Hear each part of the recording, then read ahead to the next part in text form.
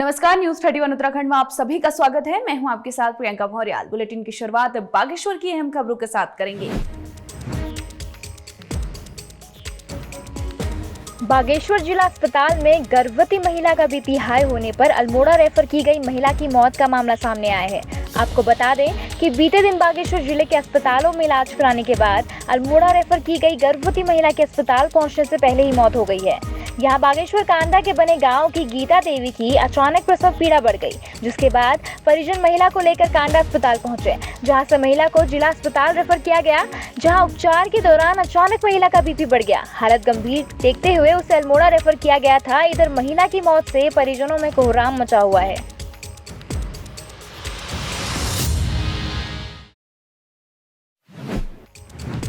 बागेश्वर जनपद में बारिश के कारण सड़कें मलबे से बदहाल हो रही हैं। यहाँ कपकोट पोतिंग रोड के हाल इतने खराब हैं कि सड़कों से गाड़ियों को घर ले जाना मुश्किल भरा हो गया है। वहीं अब यहाँ के युवा इस रोड को ठीक कराने खुद ही निकल पड़े हैं। यहाँ ग्रामीणों का कहना है कि प्रशासन द्वारा इस सड़क पर लाखों खर्च करने के बावजूद भी सड़क को ठीक नहीं किया जा सका है, जिसका नतीजा आज ग्रामीणों को भुगतना पड़ रहा है। उनका कहना है कि वे बहुत बार सड़क को ठीक कराने की मांग कर चुके हैं, इसलिए अब रोड को ठीक कराने का जिम्मा उन्होंने खुद ही उठाया है। जो सड़कों की जो अव्यवस्था है, हम लोग इस पर लगातार कितनी बार हम ज्ञापन दे चुके हैं और कई बार हम पीएमजीएसआई के दरबार पर हमने जाकर भीख मांगी, उनके दरवाजों पर जाकर हमने भीख मांगी है। लेकिन आज स्थिति ऐसी है कि हम लोग फावड़े बल्जे पहले साथ लेके चलते हैं ताकि कहीं पर रोड खराब हुई तो वहाँ पर हमें ठीक करना पड़े। आज आप ये देख लीजिए कि हमारे जो नौजवान हैं वो खुद ही, ताकि उनकी गाड़ियों को कोई नुकसान न हो, इसलिए कंकड़ भर रहे हैं और उन जगहों पर पत्थर बिछा रहे हैं। ऐसी स्थिति हो रखी है क्योंकि गाड़ियों को कई बार नुकसान हो जाता है और परिस्थिति ऐसी कि घर तो रोज जाना है, घर नहीं जाएंगे तो कहाँ जाएंगे, इसलिए रोज हमें उस रोड पर चलना ही पड़ता है। इसलिए उसे ठीक करने की जिम्मेदारी हमने स्वयं ले ली है। ऐसा लगता है कि सरकार से अब कोई उम्मीद नहीं रखनी पड़ेगी, लेकिन अगर ऐसी स्थिति रहेगी तो हम लोग कल सड़कों पर उतरने के लिए भी तैयार हैं। पोतिंग की सड़क का तो आज बताना दूभर है कि पोतिंग की सड़क की हालत एकदम नाजुक है। यहाँ पर पिछले विगत 1 या 2 वर्ष पूर्व इसमें डामर हुआ था, उसमें भी अनियमितताएं पाई गई, जिसमें विभाग के द्वारा भी कुछ कार्रवाई नहीं की गई। और न मेन रोड इसमें ये है, मेन बात इसमें ये है कि इस रोड पे नालियों का निर्माण नहीं है और विभाग अपनी कार्रवाई नहीं कर रहा है। और हमारी गाड़ियाँ हमारा इस रोड पर रोज का आना जाना रहता है और हमारा इस रोड में आना जाना रहता है। लेकिन इस प्रशासन ने भी अपना ध्यान होना पड़ेगा और हमारे खुद जागरूक होना पड़ेगा और हमारे जनप्रतिनिधियों को भी इसमें जागरूक होना पड़ेगा, तभी हमारे गांव की दशा और इस सड़क की दशा सुधर पाएगी। वहीं आज कांग्रेस के प्रदेश महामंत्री बालकृष्ण ने जिलाधिकारी को कोरोना काल में हो रही आर्थिक समस्याओं को लेकर ज्ञापन सौंपा है। ज्ञापन में उन्होंने कहा कि स्कूल के बच्चों की फीस माफ करने के साथ ही प्राइवेट टीचरों को 5 महीने का मानदेय देना चाहिए। उन्होंने कहा कि सरकार को स्कूल प्रबंधकों के 5 महीने की बिजली और पानी का बिल भी माफ करने के साथ उन्हें आर्थिक सहायता भी देनी चाहिए। बच्चों की फीस माफ करो, बच्चों की फीस माफ करो, माफ करो, अभी करो, बच्चों की फीस माफ करो। देखिए, कोरोना संकट काल में जो हमारे बच्चे हैं उनकी पढ़ाई बाधित हुई, बहुत ज़्यादा बाधित हुई है। ऐसे भी लोग हैं जिनके पास स्मार्टफोन नहीं है लेकिन पढ़ाई स्मार्टफोन से होती है। लेकिन इस सरकार ने जो हमारे देश का भविष्य है, जो बच्चे हैं, उन पर कोई भी ध्यान नहीं दिया गया है। आज ऐसे लोग हैं जिनके पास स्मार्टफोन नहीं है लेकिन वो अपने अड़ोस पड़ोस से फ़ोन मांगते हैं लेकिन उनको फ़ोन नहीं मिलता है और पढ़ाई नहीं करवा रहे हैं। सरकार ने उन ऐसे बच्चों को फ़ोन देना चाहिए और जो प्राइवेट स्कूल में टीचर पढ़ा रहे हैं इनको 5 महीने की वेतन देना चाहिए और जो स्कूल के प्रबंधक हैं उनका पानी का बिल, बिजली का बिल माफ़ करना चाहिए। कोरोना काल में उनके स्कूल को कोरोना सेंटर बनाया गया है लेकिन सरकार ने उनके बारे में भी नहीं सोचा है। इसलिए आज हमने डीएम साहिबा को एक ज्ञापन देने आए हैं। देखिए, आज हम ये जो कोरोना महामारी पूरा देश और प्रदेश में आज इस ढंग से लोग परेशान हैं, तो विशेषकर हम उत्तराखंड की बात करते हैं। हमारे यहाँ के दूर दराज के जो छोटे छोटे बच्चे छोटी क्लासों में पढ़ते हैं, आज ये कोरोना महामारी की वजह से कई महीनों से स्कूल बंद हैं, तो तमाम जो हमारे ऑनलाइन शिक्षा का जो सरकार का वादा चल रहा है, लेकिन हमारे जो ग्रामीण बच्चे हैं उनके पास तो ना इस टाइप के स्मार्टफोन हैं और ना इस टाइप की संचार सुविधाएं हैं। ऐसे ऐसे क्षेत्र हैं हमारे दूर दराज के जहाँ फ़ोन की सुविधा नहीं है, तो कैसे वो बच्चे ऑनलाइन पढ़ाई कर पाएंगे। तो इसलिए हमारा सरकार से निवेदन है कि तमाम जो गरीब छात्र हैं उनको स्मार्टफोन दिया जाए, जिससे कि वो भी अपने पढ़ाई जारी रख सकें, और साथ में उन बच्चों की फीस भी माफ़ की जाए, क्योंकि ऐसे अभिभावक हैं जो उनके फीस देने लायक सक्षम नहीं है और कोरोना काल में कोई भी रोजगार धंधा कुछ भी नहीं है, लोग जीवन यापन करना बड़ा मुश्किल हो रहा है। और साथ में जो स्कूल के संचालक हैं उनके भी बिजली का बिल और फीस माफ़ की जाए, और साथ में जो हमारे टीचर्स हैं, तमाम टीचर जो हमारे पढ़ाने वाले प्राइवेट स्कूलों में हैं, आज वो बड़े बेहद कठिन समय में है, क्योंकि कैसे अपने बच्चों को पालन करते हैं, उनको भी सरकार की तरफ से कुछ मानदेय दिया जाना चाहिए। देखिए, ये सरकार ऐसी है कि ये जो शराब वाले जो बिजनेस वाले हैं उनका तो 168 करोड़ रुपया माफ़ कर सकते हैं, लेकिन हमारे जो प्राइवेट स्कूलों के जो टीचर हैं और जो हमारे गरीब बच्चे हैं उनका फीस माफ़ नहीं हो सकती है और न उनके लिए कोई मानदेय दिया जा रहा है। पूर्व विधायक ललित फरसवाण द्वारा प्रदेश मुख्यमंत्री त्रिवेंद्र रावत को पत्र भेजकर सैनिक कल्याण में कार्यरत कर्मचारियों की मांगों व समस्याओं को लेकर अवगत कराया गया। वहीं उनका कहना है कि सैनिक कल्याण विभाग में नियुक्ति संविदा कर्मचारियों को विभागीय संविदा में नियुक्त किया जाना चाहिए। साथ ही 7वें वेतन आयोग का लाभ भी दिया जाना चाहिए व मासिक वेतन का भुगतान भी समय पर किया जाना चाहिए।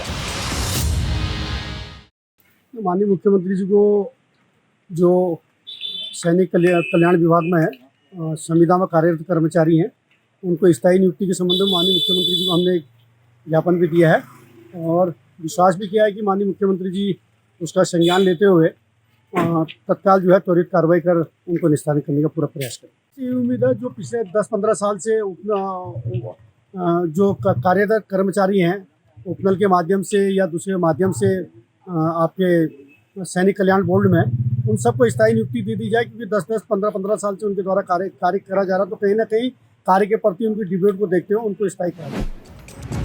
बागेश्वर जनपद की आशा कार्यकर्ताओं ने आज अपनी समस्याओं को लेकर जिलाधिकारी के माध्यम से प्रधानमंत्री और मुख्यमंत्री को ज्ञापन सौंपा। इस मौके पर आशा कार्यकर्ताओं ने कहा कि कोविड-19 दौर में वह दिन रात काम कर रही हैं, इसके बावजूद सरकार उनसे सौतेला व्यवहार कर रही है और उनकी समस्याओं को अनदेखा कर रही है। यहाँ पहुंची आशा कार्यकर्ताओं का कहना है कि उनको प्रोत्साहन राशि भी समय पर नहीं मिल पाती है, साथ ही उनका बढ़ा हुआ मानदेय भी अभी तक नहीं बढ़ पाया है। कि हमें बहुत परेशानी है। हम क्षेत्र में काम कर रहे हैं, अभी कोविड-19 जब से चला है तब से हम 3 महीने से लगातार काम कर रहे हैं, दिन रात काम कर रहे हैं। हमें उनको देखने के लिए जो क्वारंटीन है, होम क्वारंटीन है, जो सेल्फ है, जो भी है, हम उनको देखने के लिए यहाँ से गांव-गांव में, घर-घर में जा रहे हैं। हमारे लिए कोई सुविधा नहीं है, कोई वाहन सुविधा नहीं है, हमारे लिए कोई मतलब वैसी कोई भी सुविधा नहीं है। हमें सैनिटाइज़र मास्क भी आजकल 1 महीने पहले ही दिया गया है और हमारे लिए कोई सुविधा नहीं है। हम दिन रात काम कर रहे हैं और वैसे ही हम डिलीवरी में आते हैं, हमको कितनी परेशानी होती है। हमारे लिए कोई गाड़ी वाड़ी की कोई वाहन व्यवस्था नहीं है, हमें बहुत परेशानी है। और जो हमें प्रोत्साहन राशि दी जाती है वो भी हमें टाइम से नहीं मिलती है और हमारा कोई मानदेय तो कोई है नहीं। प्रोत्साहन राशि जो है वो भी हमें 6 महीने बाद, 8 महीने बाद, 4 महीने बाद मिल पाता है, जिससे हमारे बच्चों का भरण पोषण नहीं हो पाता। हम बहुत परेशान हैं। हम कहाँ तक, यहाँ तक देहरादून तक चले गए, लेकिन हमारी आवाज़ सरकार सुन ही नहीं रही है, अनदेखा कर रही है। और जो भी बड़े कर्मचारी हैं, जो भी हैं, सब हम बहुत छोटे हैं, तो हम छोटे लेवल के कर्मचारी हैं, सब लोग हमको परेशान करते हैं कि ये तो वहाँ ये हो गया, कहीं दुर्घटना हो जाती है, कहीं पर गर्भवती महिला की डेथ हो जाती है, तो उसमें भी हमें सबसे ज़्यादा डांट हमें मिलती है। गांव वालों की भी सुननी पड़ती है हमें, ये विभाग वालों की भी, स्वास्थ्य विभाग वालों की भी सुननी पड़ती है। और अगर जो कोई बाहर से टीम आई तो वो भी हमको सुनाती है। हमें बहुत परेशानी है। मैं जिलाधिकारी महोदय से ये विनती कर रही हूँ कि हमारी आवाज़ आगे तक पहुँचाई जाए, हमारी समस्याओं का समाधान किया जाए, हमें हमारी मांगें पूरी की जाए। हमें हमारा मानदेय कम से कम 18,000 रुपये किया जाए और हमें सरकारी कर्मचारी घोषित किया जाए, ताकि हम अपनी जितनी मेहनत कर रहे हैं, हमारी मेहनत कभी तो रंग लाए। हम बहुत परेशान हैं, हम काम करते 15 सालों से हम काम कर रहे हैं, लेकिन हमें उस काम का कोई बेनिफिट नहीं हो पा रहा है। 2006 से हम आशा थे। 2010 में आशा फैसिलिटेटर की नियुक्ति की गई। और हमको टोटल 15 साल कार्य करते हुए हो गए हैं। सरकार को हम बार बार जगाते हैं, हमारे ऊपर अनदेखी की जा रही है और इतना राष्ट्रीय कार्यक्रम इतना बड़ा है सर, सरकार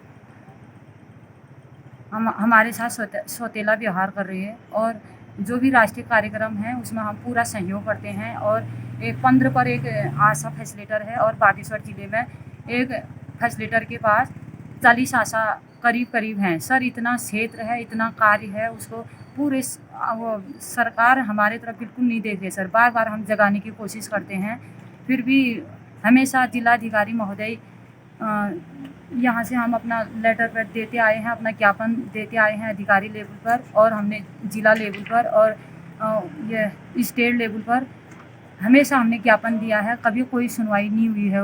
वह आशा और आशा फैसिलिटर दोनों एक हैं और उनका कार्य अलग अलग है सर। जैसे आशा कार्यकर्ती हमारे गांव के लिए एक मुख्य कड़ी का काम करती है और आशा फैसिलिटर उनके ऊपर एक बहुत बड़ी जिम्मेदारी दी गई है सर। जैसे अभी ये कोविड महामारी में पूरा सहयोग हम अपने ज़िले लेवल में जहां भी हो सकता है, एक लास्ट से एक फर्स्ट शुरू से एक लास्ट तक हम अपना कार्य में पूरा सहयोग कर रहे हैं, तब भी सरकार कोई इसे सीख नहीं ले रही है। हम अपने सुरक्षित नहीं हैं और इतने, और हमको 20 दिन का विजिट का हिसाब से 300 रुपये विजिट के हिसाब से दिया जाता है। 20 दिन का विजिट है सर। कार्य हमारा पूरा 30 दिन भी कम पड़ रहे हैं सर। हम बीमार पड़ते हैं सर, उससे हमारा ना भरण पोषण होता है ना कुछ होता है। 20 दिन के हिसाब से कुछ नहीं। हम अपना वो चाहते हैं कि हमारे ऊपर 24,000 कम से कम हमारा मानदेय होना चाहिए। 15 पर हर जिले में 15 पर एक आशा फैसिलिटर थी, तो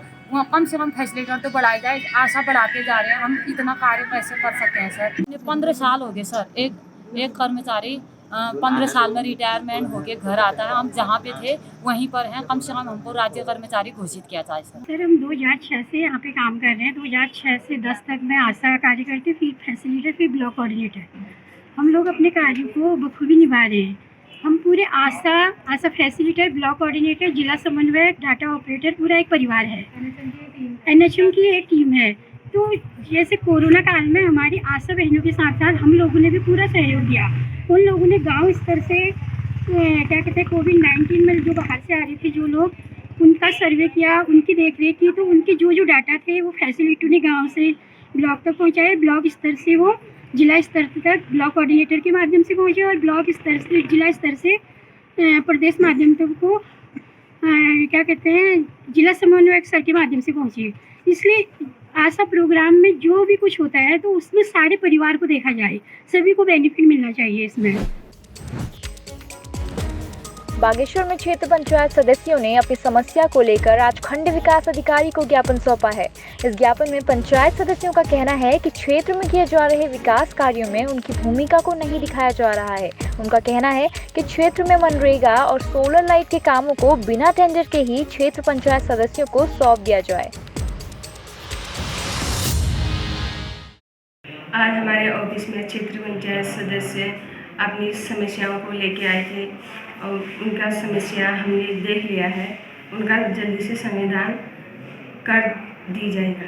ये हमने आज जो ज्ञापन दिया खंड विकास अधिकारी महोदय और क्षेत्र जी को, वो हमारे एक तो मनरेगा के कार्यों को जो है क्षेत्र पंचायत सदस्यों को भी दिया करने का वो दिया जाए। दूसरा जो ये सोलर लाइट आई थी, ये टेंडर उसमें नहीं होनी चाहिए, क्षेत्र पंचायत सदस्य खुद उनका वो करें। और इसके उसमें जो है मतलब अपने अपने क्षेत्र में लगाने का क्षेत्र पंचायत सदस्य को वो होना चाहिए। और जो वित्त का पैसा है, जो पिछला पैसा भी है, वो भी उसकी कार्य योजना नहीं बनी, जबकि शासन से नया पैसा स्वीकृत हो चुका है, न उसकी कार्य योजना बनी है। तो 8 महीने हो गए हैं, सभी क्षेत्र पंचायत सदस्य से अपने अपने क्षेत्र में जा रहे ही पूछा जा रहा है कि भाई तुम क्या काम कर रहे हो अभी तक। इसी संबंध में अभी हमने खंड विकास अधिकारी को इसके संबंध में ज्ञापन दिया है और अगली रणनीति हमारी है कि हम इस पर एक हफ्ते बाद फिर इसमें उग्र आंदोलन की करें। फिलहाल बागेश्वर की खबरों में इतना ही। देखते रहिए न्यूज़ 31 उत्तराखंड। नमस्कार।